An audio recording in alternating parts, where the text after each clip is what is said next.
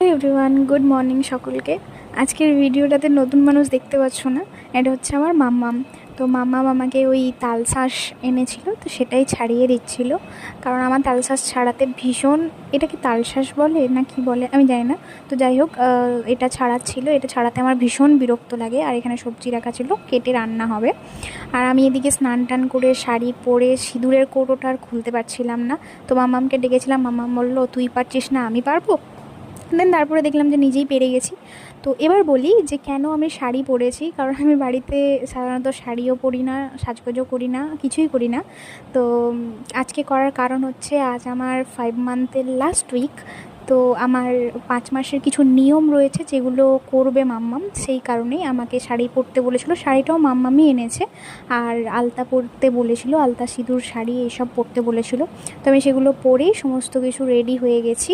আর আমার মুখে না কিছু একটা হয়েছে, এখন আমার মুখ পুরো খারাপ হয়ে যাচ্ছে, দেখতেও খারাপ হয়ে যাচ্ছি, কেন জানি না, মুখে যাই তাই বেরিয়ে যাচ্ছে।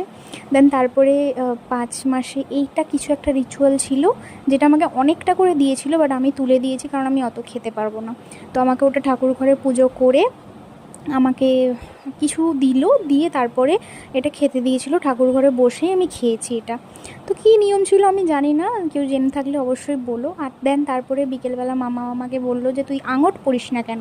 তো আমি ভাবলাম যে আঙট পরি না, তো আমি পরতেও পছন্দ করি না। তো মাম্মাম বললো যে চল আমি তোকে আঙট কিনে দিচ্ছি, তুই আঙটটা পরে থাকবি। তো গিয়ে এই যে পছন্দ করে আমাকে বললো তুই কোনটা পরবি দেখ, সেটাই। তো আমি ওই বড়োটারও আমাকে বলছিল বড়োটা নিতে, বাট আমার এটাই পছন্দ হলো আর আমি এটাই নিলাম। দেন তারপরে বিকেলবেলায় যে এই পুচকেটা এসেছিলো, যে টফিকে দেখতে এসেছিলো।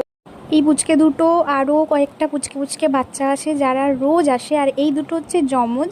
এরা রোজ এই ব্যাট হাতে করে আসবে টফিকে দেখতে, আর আমি ওদেরকে ভীষণ চটকাই, ভীষণ আদর করি। তো আজকের মতন এইটুকুই, বাই বাই।